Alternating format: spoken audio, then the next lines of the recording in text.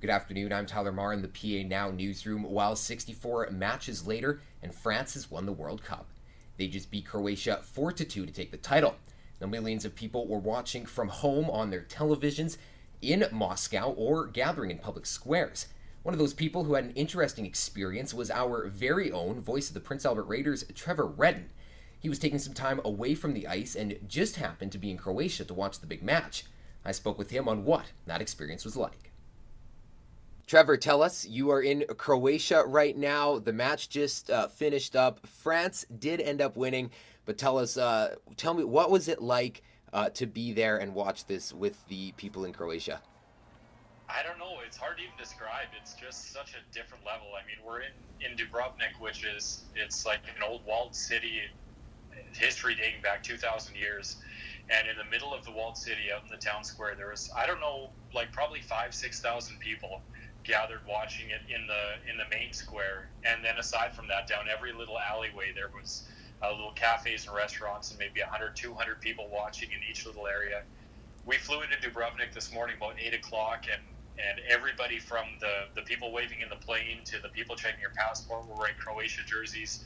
It's the first time the country's ever been to the World Cup finals, so it was unbelievable. I think it was maybe a bit of a cautious optimism here. I think everybody knew that France was the favorite, and the bookies all had it going France's way, but it's been a magical ride for everyone in Croatia, so they were very excited about what was going to happen today. And even though they did lose, it was just an incredible experience to be a part of the crowd and the experience of the game tonight.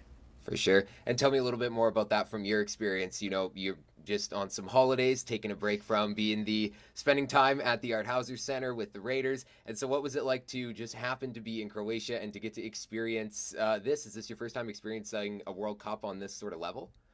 Oh, without a doubt. It was so crazy because my girlfriend Mackenzie and I started a trip on July 2nd, and we went to Prague for a few days, and then we were in Turkey for a while before coming here. So we looked at the schedule, and Czech Republic wasn't in the tournament. Turkey wasn't in the tournament. So we knew that our only chance of kind of experiencing the World Cup, aside from being in Russia to actually take part of it, was here in Croatia. And we got here this morning, so we knew they would have to get to the final. So for the last 3 weeks, really, anytime Croatia's been playing, we've been watching and cheering hard. And right down to Istanbul a few days ago, we were watching in an expat bar. It was full of British people, and you know what Britain was like. England was excited about this tournament. They said it's coming home. It was their big deal. And Croatia came back 1-0 down at halftime. They tied it and then won it in the second half. So we were probably 2 of 10 people cheering for Croatia in that bar out of maybe 300 people. So it was a little awkward, but rightfully so. We got to experience what it was here. So it's been fun to follow the last little while, becoming kind of an honorary Croatian, I guess, and to be here in Dubrovnik tonight was quite something. For sure. And just kind of finally, what's going to be sort of the standout moment or the highlight to you after this match? I don't know. I mean, just tonight, like I said, this morning at the airport, everyone wearing Croatia gear, and everywhere we went in town today, everybody was wearing their gear since the 1995 when the war ended and Croatia fully became an independent country. They made it to the World Cup, I think semifinals in '98. I could be wrong on that, but for them to get to the final this year is absolutely huge, and everybody was completely on board.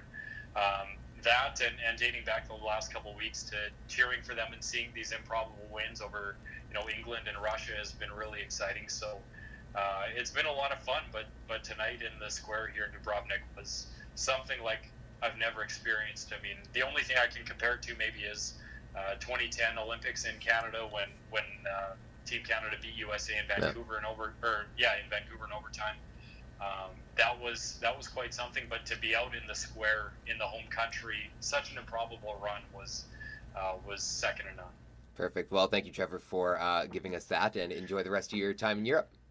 No worries. Thank you.